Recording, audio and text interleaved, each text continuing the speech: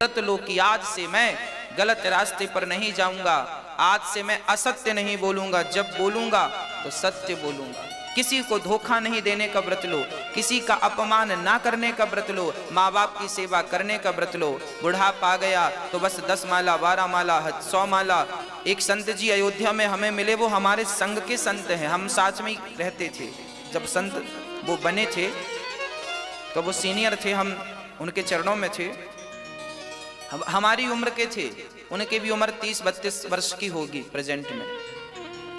वो साधु हो गए, गृहस्थी नहीं बसाई, और रोज वो सवेरे 3 बजे उठ के बिस्तर से नहाने चले जाते सरयू जी, और नहा के 4 बजे तक वापस आ जाते। वहां से 2-2.5 किलोमीटर था, तो पैदल जाना पैदल आना।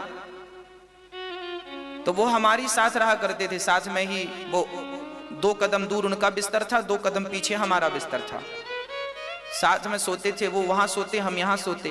वो 3 बजे उठ के चले जाते, 4 बजे आते। जब हमारी नींद खुलती 4, 4:30, 5 बजे, तो वो भजन करते। अब ऊपर ठंडी चलती ना, तो कंबल ढक लेते और अंदर अंदर सीताराम सीताराम सीताराम सीताराम सीताराम सीताराम सीताराम जपते। तो उनको देख देख के फिर हमें लगा कि यार, जब ये हमारी उम्र के हैं, इतना भजन कर रहे हैं। उस समय हमारा विद्यार्थी जीवन था, भागवत नहीं करने का सौभाग्य तब मिला था, बहुत कम करते थे कभी कभी, तब विद्यार्थी थे, पढ़ते थे। तो हमें भी लगा कि ये भजन कर रहे हैं तो हम क्यों नहीं करें। फिर हमने भी व्रत लिया। आप लोग एकादशी द्वादशी पूर्णिमा वाला करते होंगे, हम शायद ये वाला नहीं कर पाते। हमारी एकादशी तो ऐसी रहती है कि हमारे जो भैया लोग हैं वो हमें जो खाने को दे देते हैं हम वो खा लेते हैं। आज वो बताएंगे कि आज एकादशी है तो आज ये नहीं खाना, ठीक है भैया नहीं खाएंगे। हाँ, तो हमने एक व्रत लिया था अयोध्या में। वो व्रत क्या लिया था, हमने उनको देख के व्रत लिया कि जब ये 3 बजे उठ के चले जाते हैं और 4 बजे नहा के आते हैं और माला जपते हैं भगवान का नाम, तो अब मैं भी सरयू जी रोज नहाऊंगा। बड़ी ठंडी थी और विद्यार्थी जीवन था। मैंने व्रत लिया कि अब रोज जितने दिन अयोध्या में रहूंगा, एक भी दिन नागा नहीं होगा, रोज सरयू स्नान करने का मैंने व्रत ले लिया। और भक्तों, मैंने व्रत लिया नहीं, ठाकुर जी की कृपा से उस व्रत को निभाया। जब तक अयोध्या में था एक भी दिन नागा नहीं हुआ, रोज सरयू स्नान करने का अवसर मिलता था। रोज पैदल जाते थे। संत जी वो 4 बजे जब आते थे तब हमारी नींद खुलती, तो हम 4 बजे उठ जाते थे, चलो तुमसे 1 घंटा बाद ही पहुंचेंगे भगवान के द्वार। तो 4 बजे उठते थे हम, फिर जाते थे तो 4:30 बजे तक पहुंच जाते सरयू जी। दौड़ के जाते, यहाँ से दौड़ लगाते तो सीधे 2.5 किलोमीटर दूर जाके सरयू जी में रुकते, और वहां रुकते तो दौड़ने में शरीर गर्म होता तो थोड़ा सा 2 मिनट बैठ जाते। किसी ने कहा कि बैठ जाया करो, डायरेक्ट पानी में नहीं घुस जाया करो, नहीं बीमार पड़ जाओगे। तो हम 2 मिनट रुक जाते, शरीर नॉर्मल हो जाए। फिर जाके बढ़िया डुबकी लगाते सरयू जी में 4:30 बजे, और फिर वहां से पैदल दौड़ते हुए आते, और फिर बाद में आकर के थोड़ा सा उनकी देखा देखी, हम भी माला जपते, हम भी भगवान का भजन करते। बस पहले तो देखा देखी थी, बाद में फिर वो आदत हो गई, फिर मुझसे आनंद आने लगा। फिर आपके बीच में बैठा दिया ठाकुर जी ने। अच्छे लोगों को देखोगे तो अच्छा रंग चढ़ेगा, मेरा कहने का अर्थ ये। और जब अच्छे लोगों को देखो और अच्छा रंग चढ़े तो उसी रंग का व्रत धारण कर लो कि अब तुम्हें रोज ये व्रत से नियम से करना, रोज सरयू जी स्नान करना है, रोज बिहारी जी का दर्शन करना है, रोज तुम्हें एक कम से कम एक माला जपनी है, कम से कम रोज भगवान, एक गरीब व्यक्ति को रोज भोजन दान करना है। कोई एक अच्छा संकल्प, कोई एक अच्छी बात, एक अच्छा काम रोज के लिए ठान लो। रोज 2 आंसू बहाने हैं भगवान की याद में, यही संकल्प ले लो। इससे बड़ा व्रत और क्या हो सकता है। हाँ, तो व्रत होना चाहिए। व्रत का अर्थ है प्रतिज्ञा।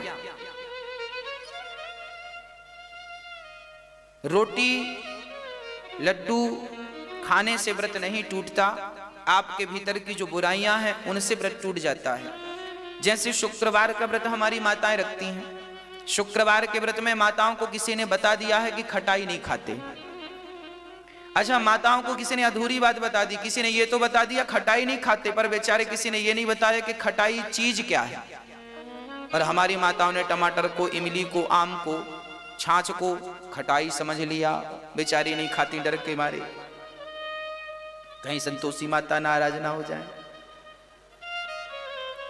अच्छा, आपको किसने बता दिया कि खटाई नहीं खाते? और जिसने बताया तो उसने ये नहीं बताया कि खटाई चीज क्या है। अरे रामचरितमानस पढ़ते तो तुलसी बाबा ने बताया कि खटाई क्या है, तुलसीदास जी ने बताया। मैं कोई भी बात अपने मुंह से नहीं करूंगा, जो बातें हमारी ऋषि मुनियों ने कही है बस वही बात आप तक पहुंचाता हूं। खटाई क्या है? नींबू खटाई नहीं है मेरी मां, टमाटर खटाई नहीं है, छाछ खटाई नहीं है। अरे ये टमाटर, छाछ, नींबू, इमली की खटाई तो केवल दूध को फाड़ती है, इससे ज्यादा क्या ताकत है इनमें बताओ? नींबू की खटाई क्या फाड़ सकता है? केवल दूध, इसके सिवा और क्या फाड़ेगा बताओ? क्या ताकत है इसमें? दूध, नींबू की खटाई सिर्फ दूध फाड़ सकती है, परंतु कपट ऐसी खटाई है जो भाई भाई के रिश्ते को फाड़ देती है, पिता पुत्र के रिश्ते को फाड़ देती है, पति पत्नी के रिश्ते को फाड़ देती है और अनादि काल से फाड़ती चली आ रही है। वो कपट तुमसे छूटा नहीं, नींबू छोड़ के बैठ गई। ये बात हम नहीं, गोस्वामी जी लिख रहे हैं। जलुपय सरिस बिकाय देखा हूं प्रीत की रीत भली, बिलग हों रस जाय कपट खटाए परत पुनि।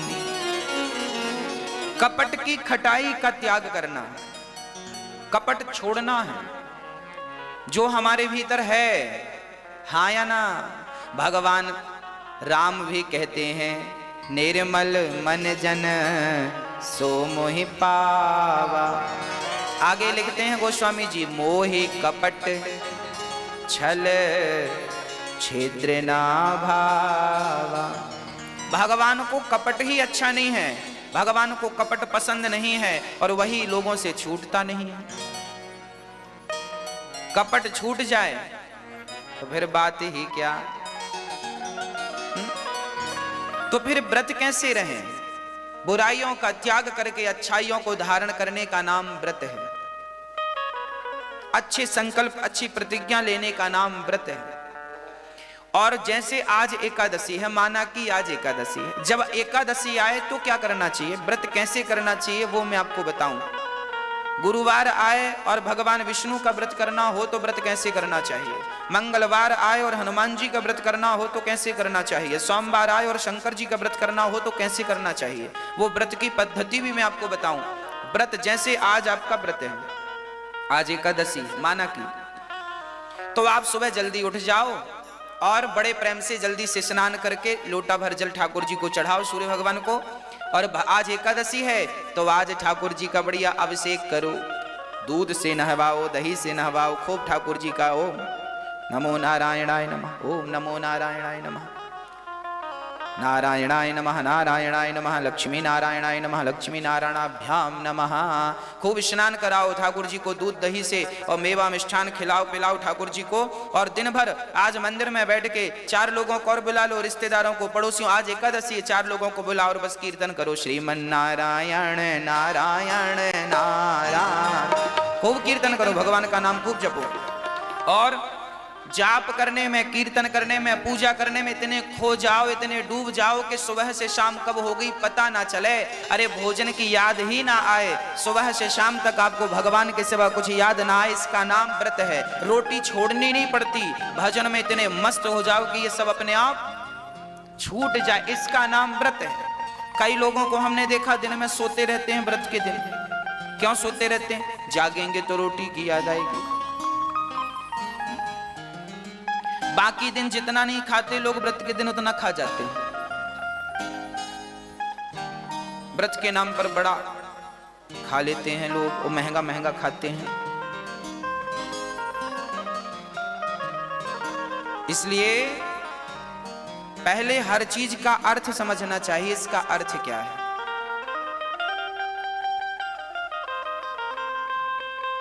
भगवान का चिंतन, भगवान के भजन में इतने डूब जाओ कि कुछ याद ही ना रहे। अरे लड़की का विवाह जब होता है ना, तो बाप के पांव में कांटा भी लग जाए तो उस कांटे की चुभन उसे पता तब चलती है जब बेटी विदा हो जाती है, हाँ या ना। बाप नंगे पांव काम करता है, ये सामान लाना, वो करना, यहां जाना, वो करना। बाप के पांव में दर्द कब होता है? जब बेटी घर से, जब तक विदा नहीं होती तो पांव में दर्द नहीं होता। क्यों दर्द नहीं होता? क्योंकि पिता अपने काम में, बेटी के विवाह में इतना मग्न था, इतना डूबा था कि उसे अपने पांव का दर्द भी नजर नहीं आया। वो तो जब कुर्सी में बैठा आराम से, बेटी विदा हो गई, अब काम नहीं है, तो फिर दर्द शुरू हुआ। उसी प्रकार भगवान के भजन में इतने मस्त हो जाओ, इतने मस्त हो जाओ कि आज भूख प्यास बिल्कुल ना लगे, भगवान के भजन में डूबे रहो। इसका नाम व्रत है। ना तो रोटी की याद आवे ना पानी की, बस भगवान के चिंतन में डूब जाओ, भगवान के भजन में सुबह से शाम तक। ऐसे ध्रुव जी महाराज ने व्रत लिया कि भगवान को प्राप्त किए बिना मैं लौटूंगा नहीं। आप भी ये संकल्प ले सकते हैं कि हमें भगवान का दर्शन करना है, और आप भी भगवान की प्राप्ति के लिए आपको कुछ नहीं करना, ना भगवान की प्राप्ति के लिए ना पत्नी को छोड़ना, ना परिवार को छोड़ना, केवल भगवान से प्रेम बढ़ाना है। अब प्रेम कैसे बढ़ाना है वो आप लोगों को आता है। प्रेम करना तो सीखा ही होगा बचपन में। हाँ, माँ से प्रेम किया, फिर भाई से प्रेम किया, फिर माँ, फिर पत्नी से प्रेम किया, फिर बच्चों से प्रेम किया, फिर मकान दुकान से प्रेम किया। इन सब से प्रेम कर सकते हो तो बिहारी जी से प्रेम नहीं कर सकते। आप लोगों को प्रेम करना आता है कि नहीं? आप लोग अच्छा वाला प्रेम करते हैं। माँ बेटे से कितना बढ़िया प्रेम करती है। माँ और बेटे का प्रेम कितना बढ़िया है। एक पल के लिए बच्चा नजर ना आए तो माँ व्याकुल हो जाती है। देखो कितना बढ़िया प्रेम है। एक पल के लिए बेटा नजर ना आए तो माँ क्या होती है? व्याकुल होती है। बच्चे को चोट लग जाए तो माँ रोने लग जाती है। वाह कितना सुंदर प्रेम है। पर यही प्रेम थोड़ा सा, अरे इसका हाफ आधा भी भगवान से होता तो भी नहीं, अब पार हो जाती। पर क्या करें, पूरी जिंदगी जी ली, पर इसका आधा भी प्रेम भगवान से ही तो ना हो सका। जितना बेटों से हो गया है आपको, जितना बेटी से प्रेम है आपको, जितना दुनिया से प्रेम है आपको, जितना जगत से प्रेम है आपको, उतना जगन्नाथ से हो जाए तो काम ही बन जाए। फिर तो मोक्ष में कोई बाधा ही नहीं है, भगवत प्राप्ति में कोई बाधा ही नहीं है। पर क्या करें, होता ही नहीं। ये सारे शास्त्र पुराण क्या कहते हैं? हम पूरी जिंदगी हम जब तक जिएंगे तब तक यही कहेंगे आपसे कि भगवान से प्रेम कर लो, भगवान से प्रेम कर लो, भगवान से प्रेम कर लो, भगवान से प्रेम कर लो। सारे वेद, 4 वेदों का सार क्या है? सारे वेदों का सार है भगवत प्रेम। 18 पुराणों का सार क्या है? भगवान। अरे भाई, एक बाप ने बेटी का विवाह किया, बेटी के विवाह में 50 लाख की तो गाड़ी दी, और सारे बारातियों को एक एक मोटरसाइकिल दी, और करोड़ों रुपया बैंक में बेटी को, दामाद को दे दिया। बड़ा पैसे वाला पिता था, खूब दिया, जाओ ले जाओ, सब 10-20 प्लॉट, 10-20 प्रॉपर्टियां दे दी, ले जाओ, बड़े बड़े अच्छी लोकेशन जाओ। एक पिता ने अपनी बेटी के विवाह में अरबों खर्च कर दिया, परंतु उस बेटी का उसके होने वाले पति से प्रेम हुआ ही नहीं। वो दोनों पति पत्नी प्रेम करते ही नहीं। तो अब मेरा प्रश्न आपसे है कि वो दोनों पति पत्नी एक दूसरे से प्रेम नहीं करते, तो विवाह का इतना सारा खर्चा सार्थक हुआ कि व्यर्थ गया? हाँ कि ना? व्यर्थ गया कि सार्थक हुआ? अरे भाई, पिता ने इतना खर्चा इसलिए किया था कि बेटी हमारी खुशी से अपने ससुराल में रहे पति के संग, पर पति तो प्रेम करता ही नहीं, और ये छोरी भी प्रेम नहीं करती। तो लो, पिता का इतना सारा दान दक्षिणा सब बेकार चला गया। उसी प्रकार तुमने व्रत किए, उपवास किए, यज्ञ किए, जप किए और नाना तीर्थ किए, व्रत किए, सब किए, पर भगवान के चरणों में प्रेम नहीं हुआ तो सब बेकार है। यदि प्रेम हो गया तो सब सार्थक है। ये सारे व्रत, उपवास, नियम धियम सब केवल भगवत प्रेम के लिए ही तो है। आप कथा सुन रहे हैं किस लिए? इसलिए कि कथा सुनने से भगवान के चरणों में प्रेम जाग जाए, और प्रेम जाग गया तो सब कुछ सुनना सफल हो गया, मेरा सुनाना भी सफल हो गया। और प्रेम नहीं जागा तो 18 पुराण भी किस काम के फिर, यदि प्रेम नहीं जागा तो? ये 18 पुराण भी केवल इसलिए हैं कि तुम्हारे भीतर भगवत प्रेम जगा सकें। ये भागवत, ये चारों वेद केवल तुम्हारे भीतर के प्रेम जगाने के लिए ही तो हैं। हम जैसे जितने भी कथा सुनाने वाले हैं केवल आपके हृदय में प्रेम जगाने के लिए ही तो हैं। यदि प्रेम जाग गया तो फिर आप तो भगवत प्राप्ति को प्राप्त हो गए, मिल गए भगवान, जिसके लिए आंखें तरस रही हैं, प्यासी हैं, भटक रही हैं। और प्रेम नहीं हुआ, रामचरितमानस में भी राम जी स्वयं कह रहे हैं। अच्छा, बिहारी जी की पूजा हम लोग कर रहे हैं, आप भी कर रहे हैं। हम लोग आपने देखा होगा मंदिर में लोग जाते हैं, पुष्पों की माला, लड्डू, पेड़े, तमाम अच्छी बात है, ले जाना चाहिए। पर बिहारी जी से भी कभी पूछ लो कि तुम्हें पसंद क्या है। भाई आपको हमने 56 भोग खवाया, आओ आओ आप हमारे रबड़ी खाओ, रसगुल्ले खाओ, ये खाओ वो खाओ। अरे भाई एक बार हमारा फर्ज है कि हम आपसे ये भी पूछ लें कि भैया तुम्हें क्या पसंद है। कहीं ऐसा तो नहीं कि हमने जो जो परोसा उसमें कोई भी आपको पसंद ना हो। इसलिए माँ जब बच्चे का जन्मदिन आता है तो माँ बच्चे के लिए वही बनाती है जो बच्चे को गाजर का हलवा पसंद है तो आज माँ ने गाजर का हलवा बनाया है। बच्चे को सूजी का हलवा पसंद है तो माँ ने सूजी का हलवा बनाया है। बच्चे को पराठे पसंद है तो माँ ने पराठा बनाया। क्यों? अरे बच्चे की पसंद यही है। जरा बिहारी जी की पसंद पूछो कि तुम्हारी पसंद क्या है।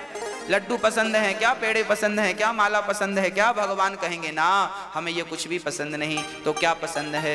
लिख रहे हैं गोस्वामी जी, राम ही केवल प्रेम प्यारा, जान ले ये जो जान निहार। भगवान को केवल प्रेम पसंद है, प्रेम। और प्रेम से भगवान को एक पत्ता दे दोगे तो वो भी स्वीकार है। प्रेम से एक सड़ा सा फल दे दोगे तो वो भी। अरे विदुरानी ने प्रेम से छिलके दिए तो खाए कि नहीं? प्रेम से सुदामा ने कच्चे चावल दिए तो खाए। कच्चा चावल कौन खाता है भैया? आप हमारे घर आवे और हम आपको कच्चा चावल परोसें तो आप तो रूठ जाएंगे, वाह हमें कच्चा परोस दिया, हमें ढोर समझा है क्या, हमें जानवर समझा है क्या? पर सुदामा के कच्चे चावल कन्हैया कहां भागे जा रहे थे? सुदामा जी पका के खा लेते, खिचड़ी बना लेते, दूध डाल के शक्कर डाल के खीर बना लेते। अरे खीर भी तो खाई जा सकती थी, पर भगवान ने कच्चे ही चावल क्यों खाए? क्योंकि भक्त का प्रेम उन चावलों में था। तो भक्त जैसे दिया भगवान ने वैसे ग्रहण कर लिया। विदुरानी ने जैसे छिलके दिए भगवान ने वैसे ही खा लिए। मतलब भगवान वस्तु के भूखे नहीं थे, वस्तु के पीछे जो भक्त का प्रेम था वो प्रेम भगवान ने स्वीकार कर लिया। भगवान बिहारी जी लड्डू खाएंगे, पर लड्डू खाएंगे तब जब खिलाने वाले के भीतर लड्डू से ज्यादा प्रेम हो। लड्डू में जितनी मिठास है उससे ज्यादा प्रेम आपके भीतर होगा तो वो लड्डू भगवान खाएंगे। और प्रेम नहीं है तो फिर वो लड्डू तुम चढ़ा दो, अपनी संतुष्टि कर लो। और प्रेम है तो बासी रोटी भी खाएंगे, छिलका भी खाएंगे। पत्रम पुष्पम फलम तोयम यो में भक्त्या प्रयच्छति। भगवान कहते हैं कोई भक्त ये पत्ता उठाकर दे दे, कह दे कि प्रभु मेरे पास तो बस इतना है, तो भगवान इसे भी चबा लेंगे, इसे भी खा लेंगे। कोई एक पुष्प ही दे दे, भगवान हमारे पास तो ओनली यही है, तो भगवान वो भी स्वीकार कर लेंगे। चल तेरे पास है, तेरी श्रद्धा तो है, तेरी भक्ति तो है, तो खा ले, स्वीकार कर लेंगे। कोई एक फल दे दो, आप जूठा ही दे दो, चलो तुम एक और खा लो, उसके बाद तुम्हें याद आए कि भगवान को नहीं खिलाया तो वही दे दो, भगवान वो भी खा लेंगे। पर वो प्रेम तो हो, वो प्रेम कहां से लाओगे वो आप लोग जानो। मनु जी महाराज के दूसरे पुत्र का नाम था प्रियव्रत। प्रियव्रत का विवाह विश्वकर्मा की पुत्री बरहिस्मती से हुआ, जिनके पुत्र हुए हैं आग्नेत्र। इनके फिर नाभि हुए, फिर अंग हुए, फिर ऋषभदेव जी हुए। ऋषभदेव जी के 100 बेटे हुए। सबसे बड़े पुत्र का नाम था भरत। एक दिन ऋषभदेव जी महाराज अपने सारे पुत्रों को उपदेश कर रहे थे। नायम देहो देह भाजाम्रलोके कष्टान कामान नरहते विड़भुजां। तपो दिव्यम पुत्र कायेन सत्वम शुद्ध्यैदस्मात् ब्रह्म सौख्यम त्वनन्तम्। आप भी अपने बच्चों को जरा बिठाकर उपदेश दिया करो। आज श्री ऋषभदेव जी अपने बच्चों को बिठाते हैं, उपदेश देते हैं। क्या उपदेश देते हैं? बेटा नायम देहो देह भाजाम्रलोके, अर्थात ये शरीर संसार के भोगों के लिए नहीं मिला। तपो दिव्यम, शरीर भगवत भक्ति में तपाने के लिए मिला है। जरा तपाओ, तपस्या करो। तपाने का अर्थ, विद्यार्थी जब तपता है, मेहनत करता है, तब उसके परसेंट अच्छे बनते हैं। और तपस्या ना करे अर्थात तपे ना, अर्थात पढ़े ना, रिजल्ट कैसे अच्छा आएगा? आप अच्छी पोस्ट पर चले गए हैं तो सहज में तो चले नहीं गए साहब, कोई मेहनत तो की होगी आपने, अर्थात आपने अपने आप को तपाया होगा। जब तपाए तो आप आईएएस आईपीएस बन गए, बड़ी ऊंची पोस्ट पर चले गए। ऐसी तो सहज में चले नहीं गए होंगे, बड़ा तपाया होगा आपने, तपस्या की होगी। अरे भाई, जब बिना तपस्या के तुम्हें नौकरी नहीं मिलती तो बिना तपस्या के भगवान कैसे मिल जाएगा, ये तो समझो। हाँ, तो तपस्या तो जरूरी, तपाना, यही तो तपाना है।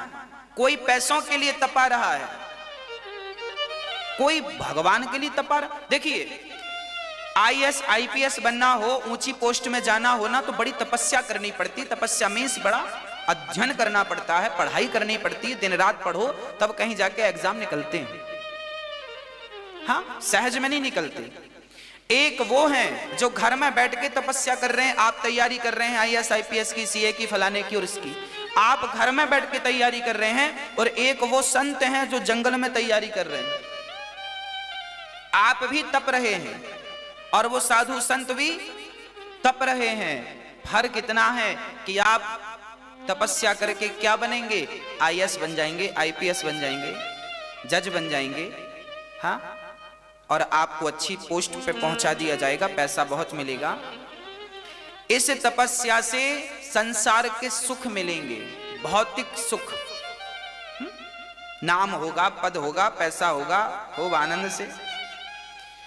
इस तपस्या से संसार की सुख सुविधाएं मिल सकती हैं, संसार के भोग मिल सकते हैं। पर जो जंगल में बैठ के ऋषि मुनि तपस्या कर रहे हैं, वो भोगों के लिए नहीं, वो तो भगवान के लिए तपस्या कर रहे हैं। अब आपको निर्णय लेना है कि आपको किसके लिए तपस्या, तपस्या दोनों में है।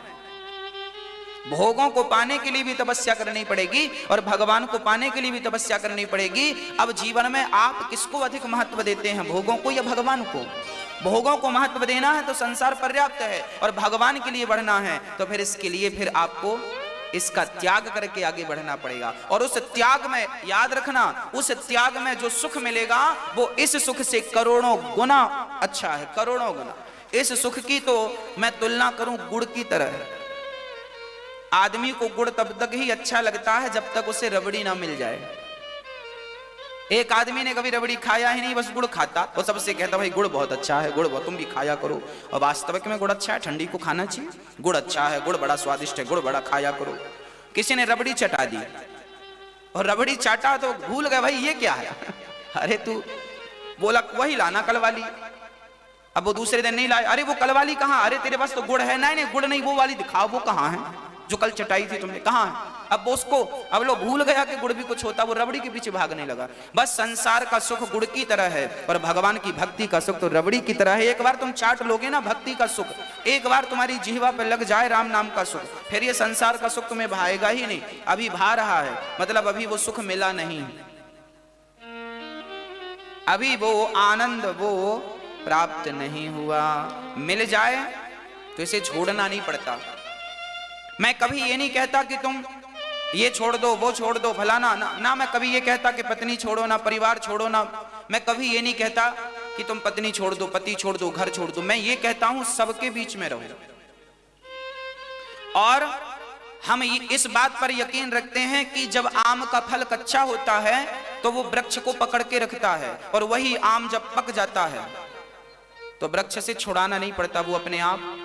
बस जिस दिन मेरी माँ आप घर में रहती रहती पक गई, आपकी भक्ति पक गई, तुम भक्ति घर से ही स्टार्ट करो और घर में रहते रहते भगवान में मन लगाओ, भगवान से प्रेम करो। जब भगवान से प्रेम करते करते तुम्हारी भक्ति पकने लगेगी, पक जाएगी, तो संसार में फिर तुम्हें ना बेटी छोड़ना पड़ेगी, ना बेटा, ना पत्नी, ना पति, छोड़ना कुछ नहीं पड़ेगा, सब अपने आप छूट जाएगा, पता ही नहीं चलेगा। जैसे पका हुआ फल कब छोड़ देता है पता ही नहीं चलता। अपने आप को पकाना है, छोड़ के तुम जंगल में नहीं जा सकते। वन विभाग बैठा है, घुसने नहीं देगा। आज के जमाने में कौन जंगल जाएगा? तो आपको घर में ही रह के करना पड़ेगा सब। और जंगल में जाएंगे तो फिर वहां समस्या ये भी है कि भय है, सांप का भय, सांप ना डस ले, शेर ना आ जाए। अब रात को जंगल में कोई सोएगा क्या? डर नहीं लगेगा उसे? मतलब डर के कारण आप भजन नहीं कर सकते। घर में कम से कम डर तो नहीं है किसी बात का, बिस्तर में बड़ी आनंद से सो तो रहे हो। जंगल में जाओगे तो डर के मारे भजन नहीं कर पाओगे, जबकि घर में तो आप भजन कर सकते हैं। तो क्यों ना घर को ही चुना जाए भजन के लिए। भागवत प्राप्ति के लिए सबसे बढ़िया घर है, घर से बढ़िया कुछ नहीं है। बढ़िया भगवान का भजन करो, परिवार भगवान को सौंप दो, बेटा भगवान का, बेटी भगवान की, पत्नी भगवान। हे प्रभु सब आपका है और ये सब आपकी माया है, हम भी आपके हैं और बस उन्हीं के भजन में लग जाओ, कुछ अपना समझो मत। गलती तो तब होती है आपसे जब आप सबके मालिक बन के बैठ जाते हैं, मैं इसका मालिक हूं, ये मेरा है, ये मेरा है। कुछ भी अपना मत समझो, है सब तुम्हारा, पर मैं का ये जो अहंकार है ये डिलीट कर दो। मैं इस बच्चे का बाप हूं, मैं इस बच्चे का पिता हूं, ये जो मैं का अहंकार है कि तुम ही इसके बाप हो, ये जो अहंकार है बाप वाला, ये डिलीट कर दो और उस बाप की जगह भगवान को बिठा दो। प्रभु जी तुम ही इसके पिता हो, मैं तो कुछ नहीं हूं। अपने आप को आप हटा दो वहां से, फिर देखो मैं इस घर का मालिक हूं। अपने आप को हटाकर उस जगह पर, उस स्थान पर भगवान को बिठा दो। प्रभु ये घर आपका है, ये फैक्ट्री आपकी है, ये दुकान आपका है, ये बिजनेस आपका है, ये व्यापार आपका है, बस आप न्यूट्रल हो जाओ ना। क्यों 11 में फंसे पड़े हो? गाड़ी तब तक ही तो भागती है जब तक 11 में होती है, न्यूट्रल होती है तो खड़ी हो जाती है।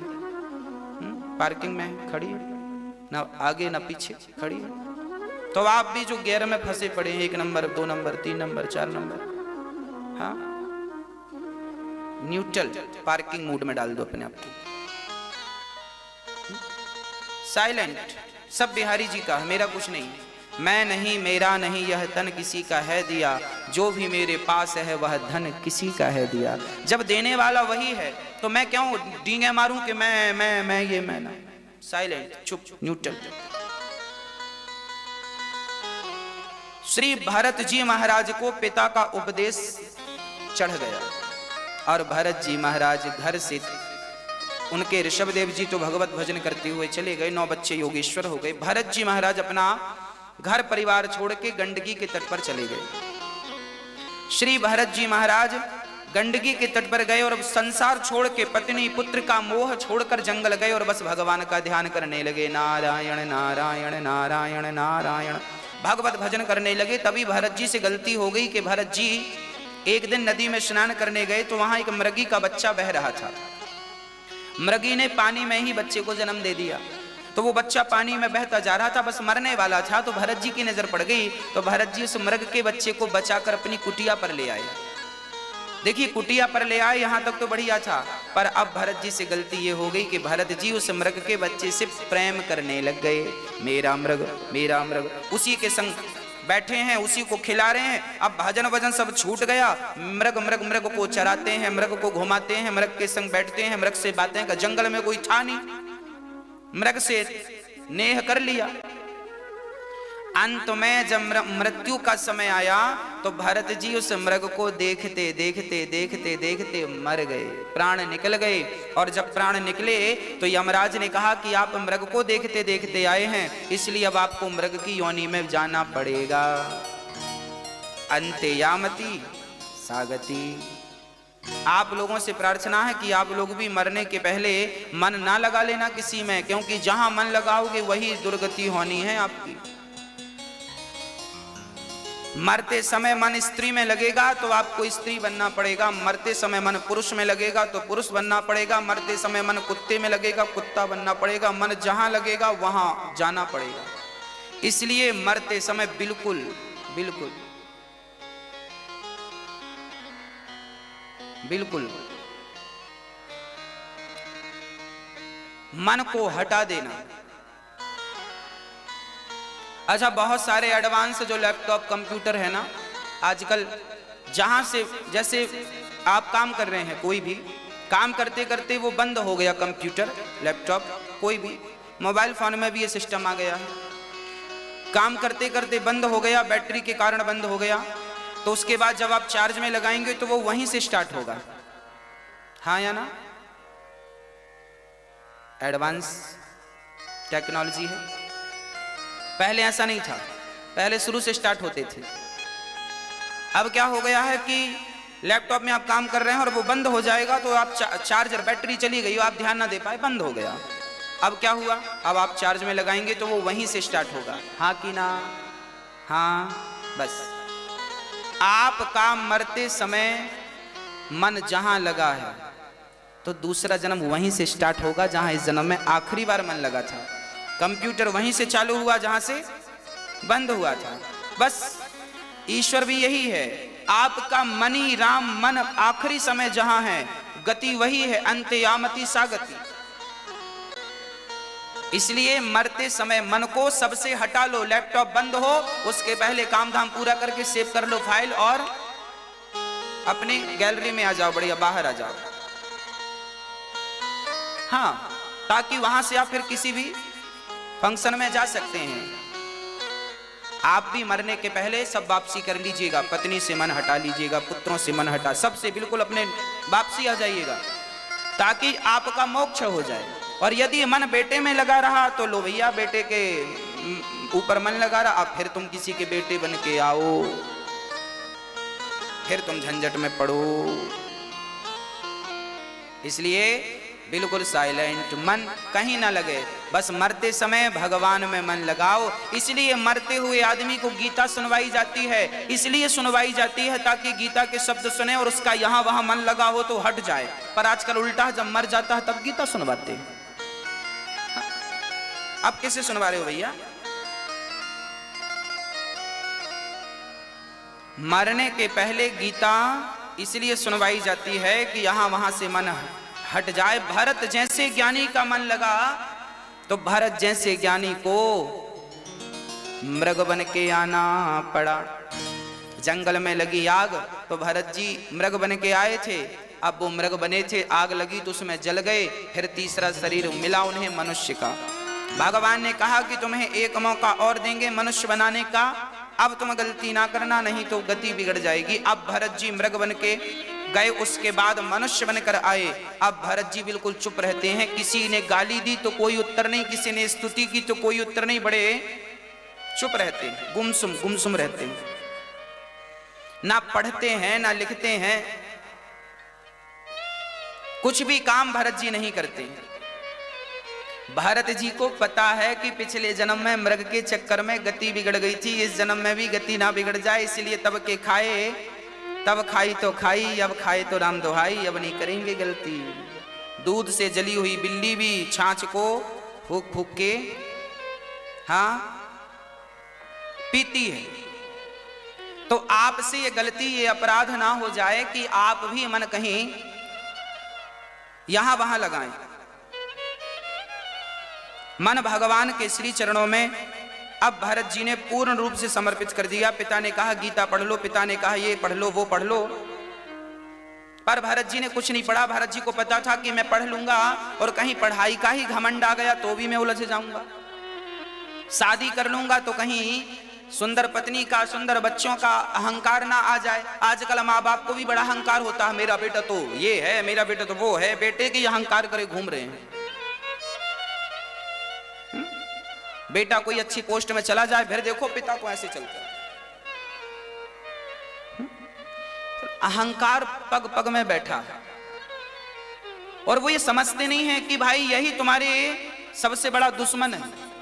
रावण जैसों का अहंकार टिका नहीं, तुम्हारा क्या टिकेगा। और याद रखना भगवान को अहंकार बिल्कुल पसंद नहीं, बिल्कुल रत्ती भर पसंद नहीं। दुर्योधन के घर भगवान ने भोजन क्यों नहीं किया? क्योंकि अहंकार था। विदुरानी के घर भोजन क्यों किया? क्योंकि अहंकार नहीं था। क्यों नहीं समझते लोग इन बातों को?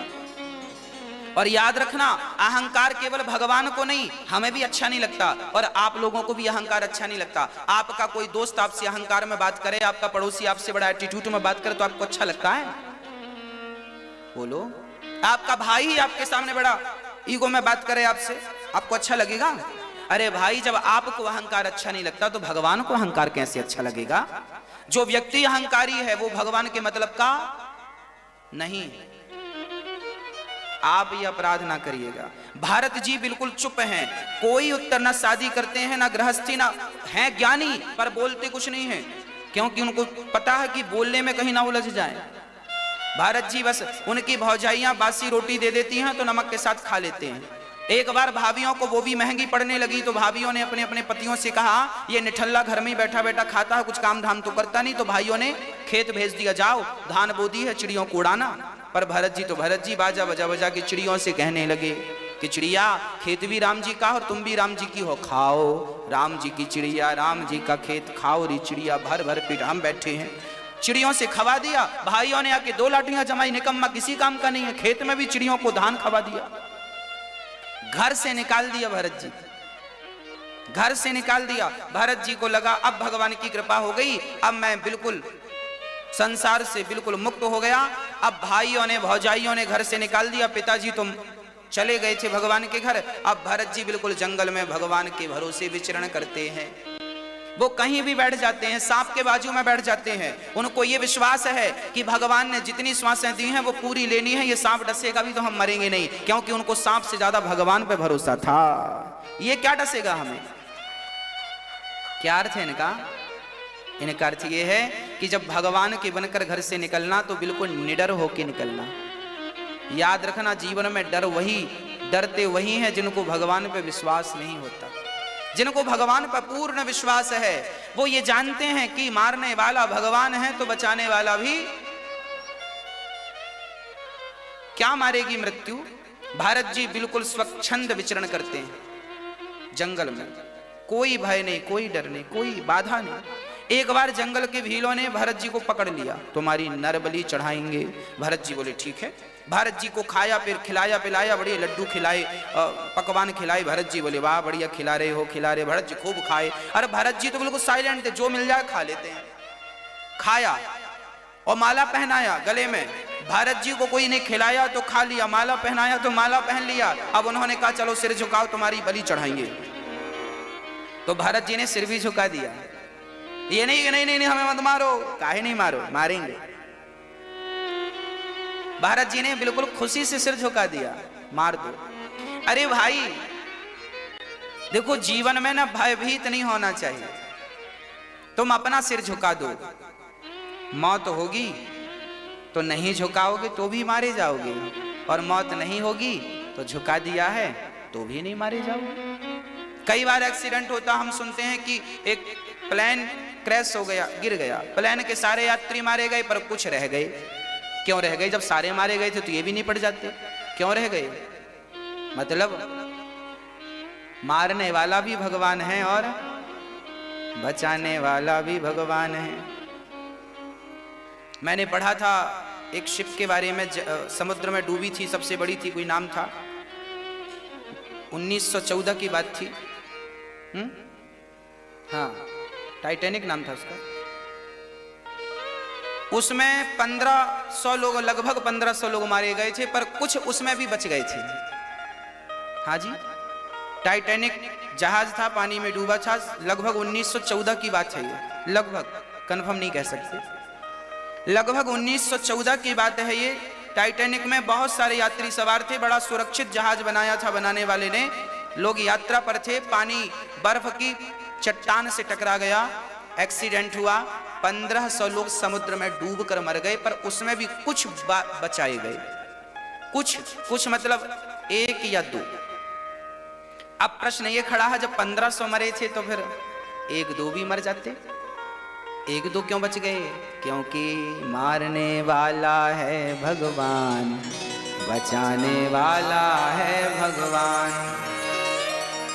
बाल न बांका होता उसका,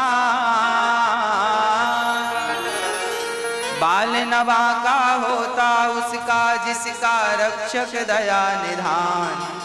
मारने वाला है भगवान, बचाने वाला है। इसलिए भरोसा भगवान पर किया करो। भगवान बाल भी बांका नहीं होने देंगे आपका। हाँ भक्तों, अब क्या हुआ? श्री भरत जी ने सिर झुका लिया और उन्होंने तलवार मारनी चाहिए तो भद्रकाली जो खड़ी थी वो प्रकट हो गई। मेरे भक्त को मार रहे हो? भद्रकाली ने प्रकट होकर उन्हीं दुष्टों को मार दिया और भरत जी के जीवन की रक्षा कर ली। जीवन में जब आपके प्राणों की कोई रक्षा करता है तो आप ये ना सोचा करो कि फला व्यक्ति ने मेरी रक्षा की, आप ये कहा करो कि परमात्मा ने ही इस रूप में मेरी रक्षा की है। परमात्मा ही जीवन दाता है, वही किसी ना किसी रूप में आकर हमारे जीवन को बचाते हैं।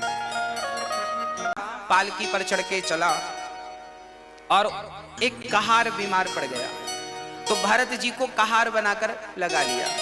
अब भरत जी कहार बन के चल रहे हैं। रास्ते में चींटी थी, भरत जी को लगा पांव रख दूंगा मर जाएगी, तो भरत जी छलांग लगाते हैं। अच्छा, भरत जी के कंधे पर रहुगण की पालकी, सिंधु सौवीर देश का एक राजा था, बड़ा अहंकारी था, कपिल देव जी के पास जा रहा था। आज कपिल भगवान के आश्रम में पहुंचे, उसके पहले भरत जी से भेंट हो गई और भरत जी को पालकी कंधे पे रख के चलनी पड़ी। ये राजा रहुगण वही है पिछले जन्म का मृग, इस जन्म में राजा बन के आया, क्योंकि उस मृग को संत की संगत मिल गई ना। देखिए क्या हुआ, भारत का मन एक मृग में लगा था कि नहीं?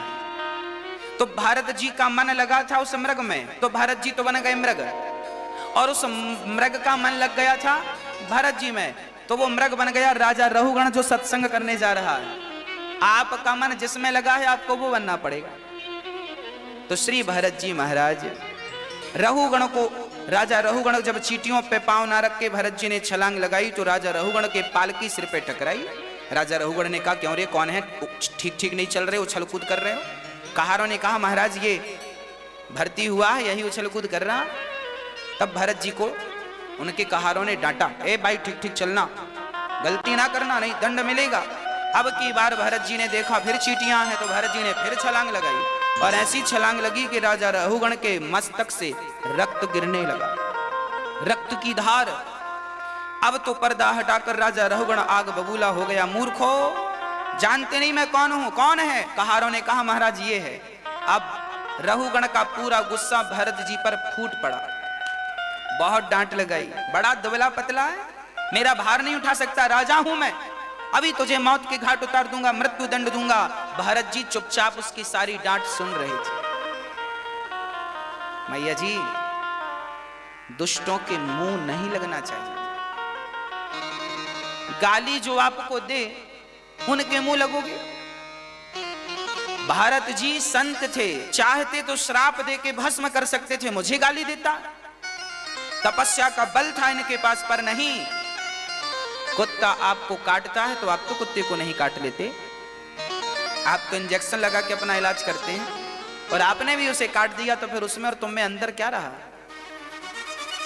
श्री भरत जी महाराज आज चुपचाप हैं, और आज भरत जी ने राजा रहुगण से कहा, वयोदितं व्यक्तमविप्रलब्धं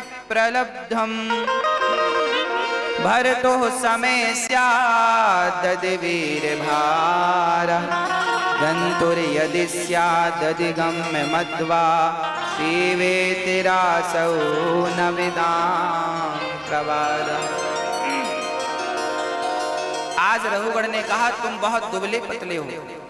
भरत जी मोटे ताजे थे तो व्यंग कर रहा है, बड़े दुबले हो, हमें उठा नहीं पा रहे हो। तब भरत जी ने जवाब दिया, राजन देखिए भार तो शरीर में होता है, मोटा पतला शरीर हो सकता है, आत्मा नहीं हो सकती, आत्मा तो एक जैसी है। इसलिए आप जानते नहीं हैं, आप शरीर को आत्मा समझ बैठे हैं, आप डांट किसे रहे हैं? अच्छा, आप किसी को डांटते हैं तो किसे डांटते हैं? फलाने व्यक्ति को, फलाने व्यक्ति को आप डांट रहे हैं, तो भाई ये तो बताओ कि वो है कौन? तुम जिसे डांट रहे, तुम शरीर को डांट रहे हो कि आत्मा को?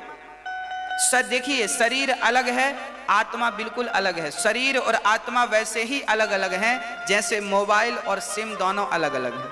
मोबाइल अलग, सिम अलग, पर दोनों एक दूसरे के पूरक हैं। जब तक सिम मोबाइल में ना पड़े तो मोबाइल किसी काम का नहीं, और सिम को मोबाइल ना मिले तो सिम भी अकेले किसी काम की नहीं। दोनों हैं अलग पर हैं एक दूसरे के पूरक।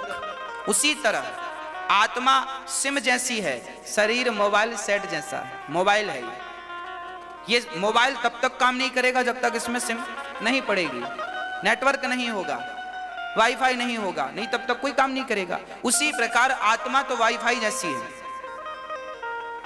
आत्मा सिम जैसी है। ये शरीर तभी काम करता है जब आत्मा होती है, आत्मा निकल जाए। अच्छा, जब आदमी मरता है आपकी भाषा में तो आत्मा ही तो निकलती है, शरीर तो ज्यों का त्यों पड़ा है। आदमी के मरने के बाद क्या बिगड़ता है ये बताओ?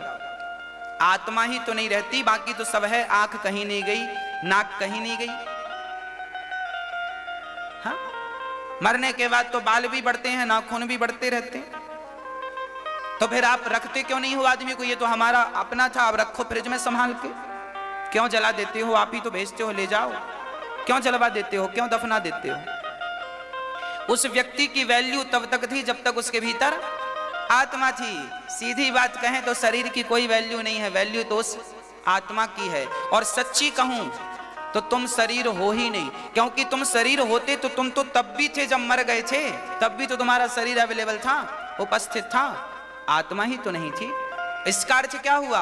हम शरीर नहीं है, हम वही आत्मा है जो निकल जाती है तो लोग कहते हैं मर गया। ये अनिरुद्धाचार्य कौन है?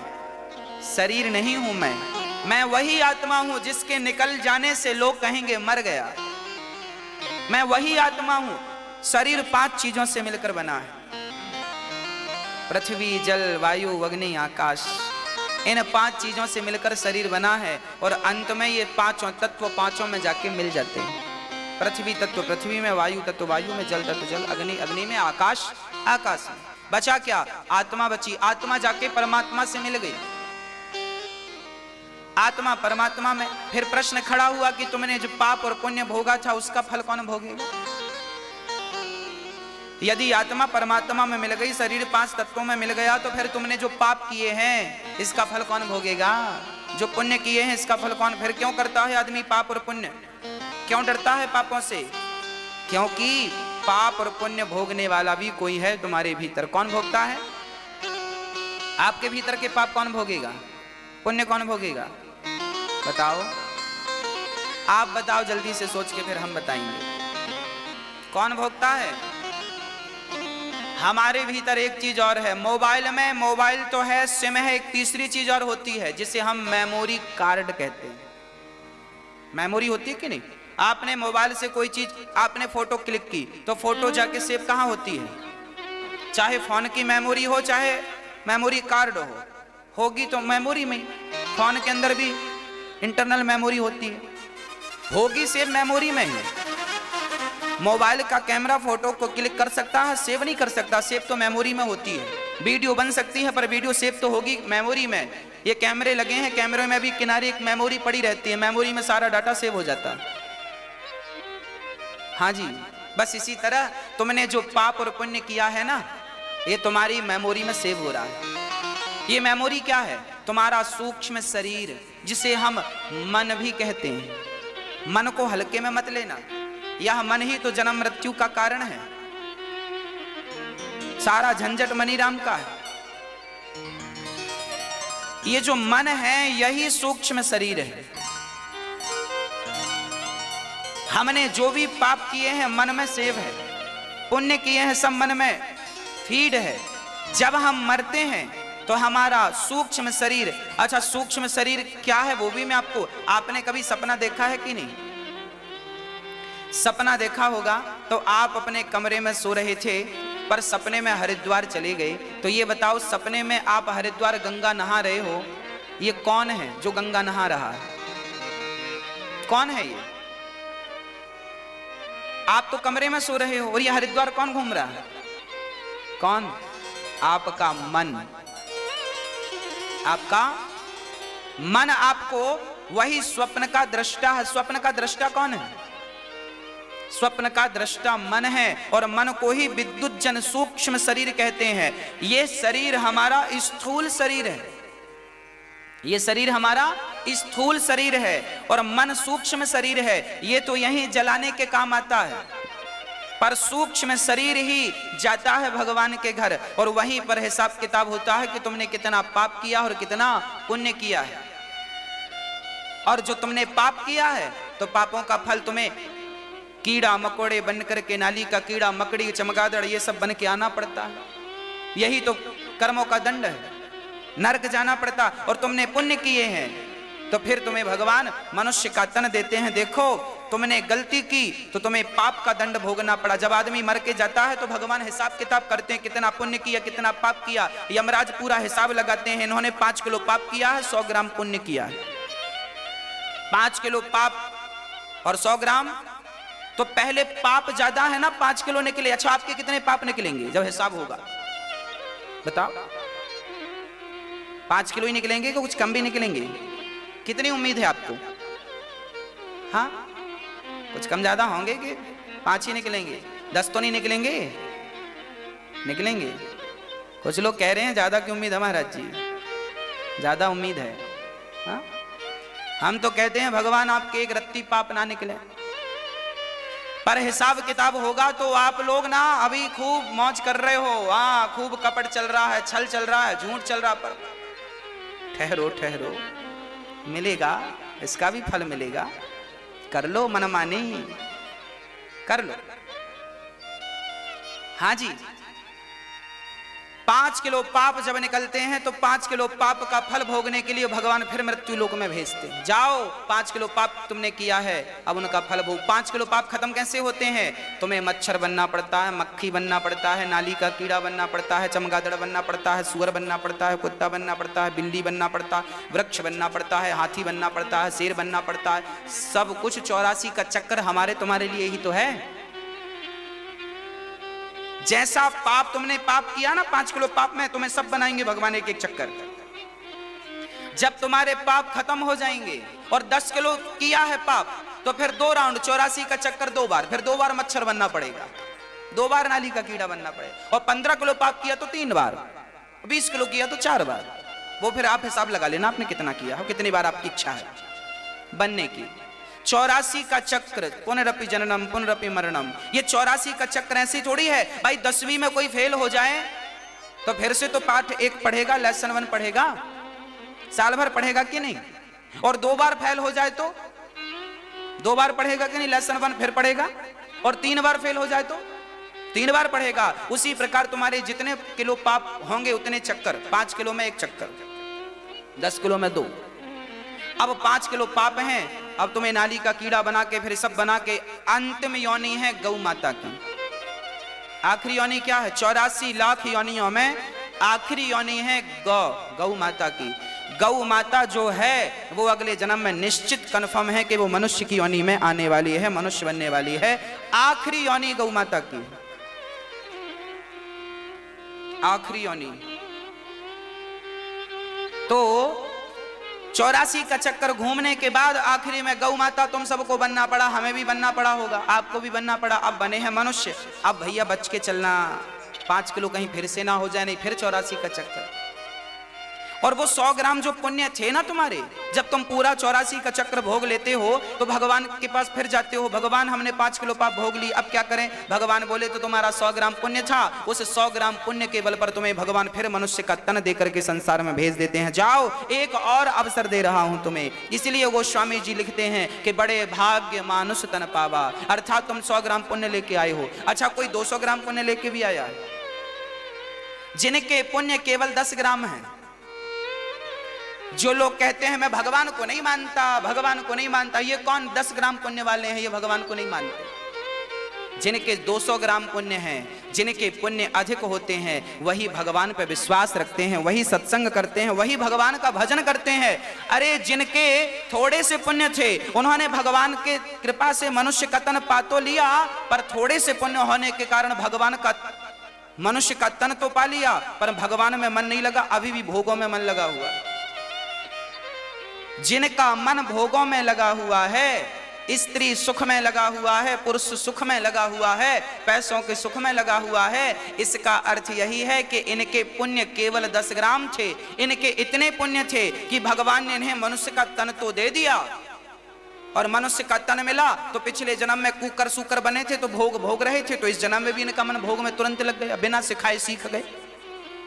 जिनका पुण्य अधिक होता है, याद रखना, आप जितने लोग यहाँ बैठे हैं आप जरूर अधिक पुण्यात्मा होंगे, तभी तो कार्तिक के महीने में श्रीधाम वृंदावन का वास आपको मिला और बिहारी जी के दर्शन मिले और कथा मिली, और जो कथा सुन रहे हैं वो बड़भागी हैं, आपका मन भगवान में लगा है, आप अधिक पुण्यात्मा है। जो भोगी व्यक्ति है उससे ज्यादा पुण्य उसके है जो भगवान में मन लगाए। जिसका पुण्य अधिक होगा उसका मन भगवान में ज्यादा लगेगा, जिसका पुण्य कम होगा उसका मन स्त्री में, पुरुष में, संसार में ज्यादा लगेगा। अब आप देख लो कि आपका मन कहां लगता है, जहां लगता होगा उस हिसाब से पुण्य होंगे आपके।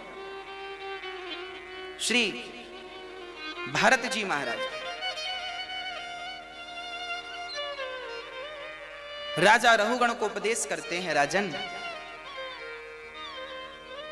शरीर भार है, आत्मा भार नहीं है। कर्मों का फल भोगना पड़ता है। राजा रहुगण के ज्ञान से, भरत जी के ज्ञान से राजा रहुगण का अज्ञान मिटा, चरणों में गिर पड़े और राजा रहुगण भगवान भरत जी से कहने लगे कि हमें नरक जाना पड़ेगा क्या? हाँ, 28 प्रकार के नरक होते हैं। जो जैसा पाप करता है उससे वैसे नरक में डाल दिया जाता है। रौरव, महारौरव, तामिश्र, अंध्र, तामिश्र, कुंभी, पाक, काल, सूत्र, असिपत्र, वन, ऐसे 28 नरक हैं। भरत जी के द्वारा रहुगण का कल्याण हुआ। भरत जी भी परम धाम को गए हैं। अब राजा परीक्षित थर थर कांपने लगे। सुखदेव जी बोले, भाई आपको क्या हुआ, आप क्यों परेशान हो रहे हैं? तो राजा परीक्षित जी कहने लगे, महाराज मुझे डर लग रहा है, क्या मैं भी नरक जाऊंगा? मैंने भी तो कोई पाप किया ही है, मैंने संत का अपमान किया है, गले में मरा हुआ सर्प डाला, क्या मुझे भी नरक जाना पड़ेगा? तब सुखदेव जी ने कहा, राजन कितना भी बड़ा पापी क्यों ना हुआ, बहुत बड़े पापी हैं, तो भगवान एक ऑफर देते हैं हम सबको। तुम पापी से महापापी हो, और यदि तुमने भगवान का नाम जप लिया एक बार, तो उस नाम के बल पर ही भगवान तुम्हें भवसागर से तार देंगे। तुम्हें परेशान होने की बिल्कुल जरूरत नहीं है। पापी से पापी व्यक्ति भी भगवान का नाम लेके तर सकता है। वो स्वामी जी लिख रहे हैं, कलयुग जोगिना, कलयुग जोगिना, यज्ञना ज्ञाना, एक आधार राम गुण गाना, कृते अध्यायते विष्णु त्रेतायाम, यजतो मखै द्वापरे परिचर्यायां, कलौ के शव कीर्तनात्। सतयुग, त्रेता, द्वापर में जो गति यज्ञ करने से, जप करने से, तप करने से, समाधि लगाने से, सेवा करने से मिलती थी, कलयुग में वही गति केवल भगवान का नाम जपने से मिल जाएगी। भगवान का नाम विश्वास के संग जपो, फिर कल्याण हो जाएगा। भगवान का नाम विश्वास के संग जपना सीख लो। कलयुग केवल नाम आधारा, सुमरि सुमर नर उतरहि पारा। कलयुग केवल नाम आधारा, सुमर सुमर नर उतरहि पारा। तुम ही मेरे मंदिर, तुम ही मेरी पूजा, तुम ही देवता, तुम ही देवता।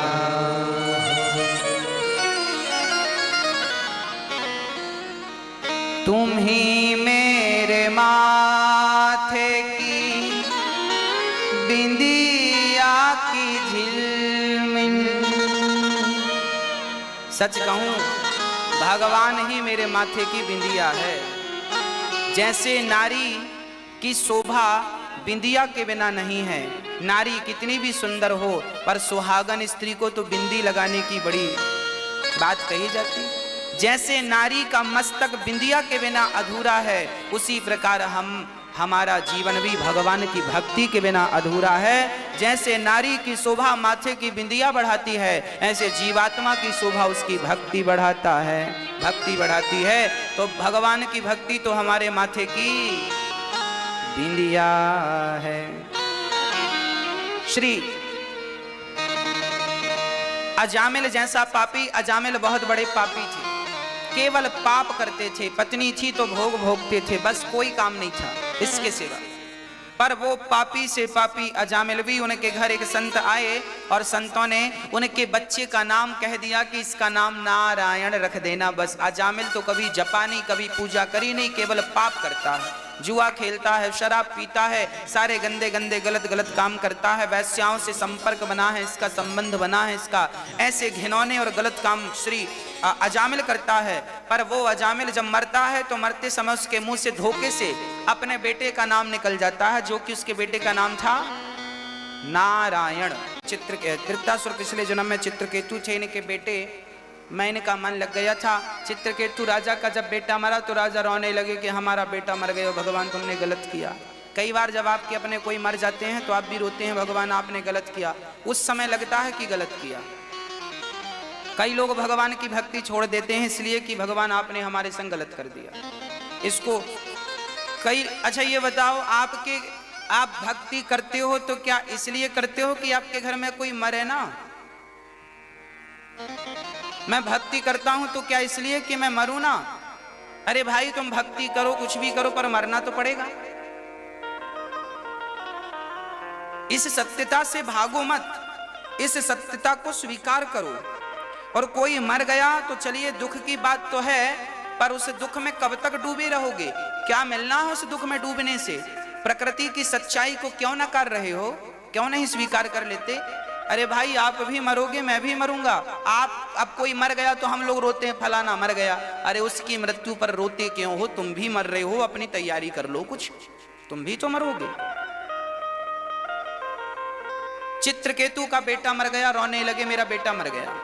नारद जी ने समझाया मत रो, तुम ज्ञानी हो फिर भी रो रहे हो ना। महाराज हमारा तो बेटा मर गया, भगवान की इतनी भक्ति करी फिर भी मर गया। अरे भाई भगवान की भक्ति की तो क्या बेटा नहीं मरेगा? क्या हम नहीं मरेंगे? क्या तुम नहीं मरोगे? नरसिंह मेहता का भी बेटा मर गया था। नरसिंह मेहता ऐसे भगत थे, भगवान को सामने खड़ा कर लिया था। उनका भी तो बेटा मर गया था 25 साल की उम्र में। उन्होंने तो ये नहीं कहा कि मैं तेरी भक्ति करता हूं, तूने बेटे को। अरे भाई देखो, बेटा मेरा हो या तुम्हारा हो, जिसकी उम्र जितनी परमात्मा ने फिक्स की है वो उतना रहेगा। परेशान ना हुआ करो। जिसके जीवन में जितना सुख मिला है लिखा है, जिसके जीवन में जितना सुख है मिलके रहेगा, और जितना दुख है सो मिलके रहेगा। तुम ना सुख देने वाले कोई हो ना तुम दुख देने वाले कोई हो। अपने अपने कर्मों का फल इंसान भोगता है। को ना काहू को सुख दुख कर दाता, निज कृत कर्म भोग सब भ्राता। लिखा तो है सब शास्त्रों में, कोई माने ना तो क्या करे। आज श्री नारद जी ने समझाया मत रो मत रो मत रो। नहीं बेटा चला गया, रोएंगे, लगा रोने। तब नारद जी ने मरे हुए बेटे को जिंदा कर दिया। ले तेरे को बेटा चाहिए था, ये ले। अब बेटा जिंदा हुआ तो चित्रकेतु दौड़ पड़े, तुझे गले से लगा लूं। गले लगाने दौड़ा तो बेटे ने कह दिया खबरदार गले वाले मत लगाना, पहले ये बताओ तुम कौन हो? चित्रकेतु बोला मुझे नहीं जानता, मैं तेरा पिता हूं, तेरे लिए रो रहा था। ये नारद जी ने जिंदा किया है। तब उस बच्चे ने कहा पिताजी किस जन्म के बाप हो ये भी तो बता दो, मेरा तो करोड़ों बार जन्म हो चुका है। हाँ मेरा तो एक बार नहीं, दो बार नहीं, करोड़ों बार जन्म हो चुका है। किस जन्म के माई बाप हो, किस जन्म के रिश्तेदार हो ये भी तो बता दो।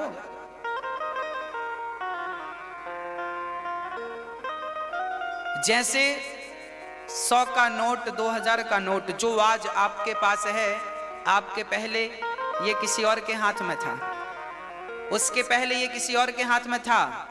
जब आपके पास है तो नोट को आप अपना कहते हैं, जब आपसे निकल के किसी और के हाथ में जाएगा तो वो भी कहेगा ये नोट मेरा है। हाँ कि ना? बोलो। 2000 का नोट आपके पास है तो आप कहेंगे मेरा है, मेरे पास आएगा मैं कहूंगा मेरा है, मेरे से आगे जाएगा तो मैं कहूंगा मेरा है, उसके आगे। आप बताओ वो किसका है? बताओ किसका है? हाँ? वो नोट किसका है उसी में लिखा है, भारतीय रिजर्व बैंक लिखा होता है कि नहीं? वो नोट उसका है, जब चाहे बंद कर दे, जब चाहे आपसे ले ले, आप कुछ नहीं कर पाएंगे। वो नोट सरकार का है, तुम्हारे पास है काम चलाने के लिए चलाओ, उसके बाप मत बनो कि मैं इसका मालिक हूं। उसी प्रकार बेटा बेटी पति पत्नी सब भगवान की बैंक से आए हैं, सब भगवान के हैं, जब चाहेगा बुला लेगा। तुम्हारे पास हैं तो अपना कर्तव्य करो, संग रहो, खाओ पियो मौज करो, जब बुलाएगा तो चले जाना।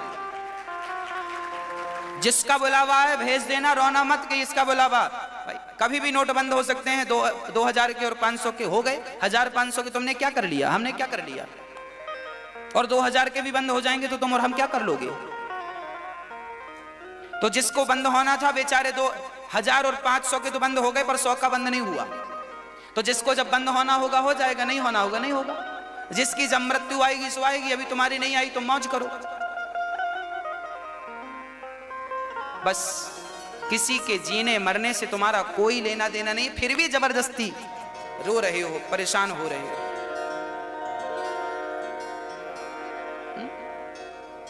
आप लोग इतना सुनते हैं कथाएं, पर घर जाते जाते सब बह जाती है। कोई किसी पड़ोसी के भी मरने में लोग रोने लगते। हमारे यहाँ तो एक मैया थी, उसके आंसू नहीं आते थे तो बेचारी झंडू बाम लेके जाती थी। नहीं रोएंगे तो लोग क्या कहेंगे बताओ, रो नहीं रही है तो बेचारी लगाती रहती थोड़ी थोड़ी देर में। तो कई बार ना फॉर्मेलिटी भी करनी पड़ती है। हमें तो लगता है आप लोग फॉर्मेलिटी करते रहते हैं, क्यों? माताएं बड़ा खतरनाक रोती हैं, पर हमें डर लग जाता है कई बार, पता नहीं कहां सीख लेती हैं। ऐसा पहले कभी नहीं देखा इनको रोते हुए। जब कोई मरता है तभी इनका एक्शन चालू होता है, उल्टा सीधा रोती है। अरे सीधा सीधा रो लो चुपचाप।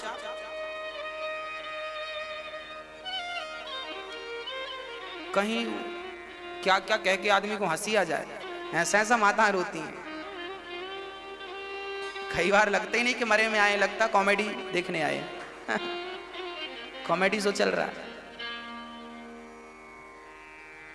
तो ऐसे रोया करो कि रोने टाइप का लगे, और ज्यादा भी मत रोया करो। 2-4 बहा लिए बस, बाकी भगवान के लिए बचा के रखो। भगवान के लिए एक नहीं हो, जमाने के लिए लाख आंसू बहा दिए। बताओ, भगवान के लिए आंसू नहीं बहते। बिहारी जी का दर्शन करके आ जाते हैं, आंसू नहीं बहते। प्रेम के 2 आंसू वहां नहीं बहाए, और कोई मर बस जाए तो बस बाल्टियों से आंसू।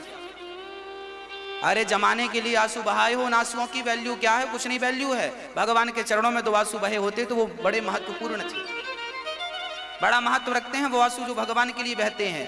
और वो आंसुओं की कोई कीमत नहीं है जो संसार के लिए बहते हैं। इसलिए अब निर्णय आपका है। मैंने तो भाई आपको दर्पण दिखा दिया। आप संसार के लिए भी रो सकते हैं, भगवान के लिए भी रो सकते हैं। कहां रोना है मर्जी आपकी है।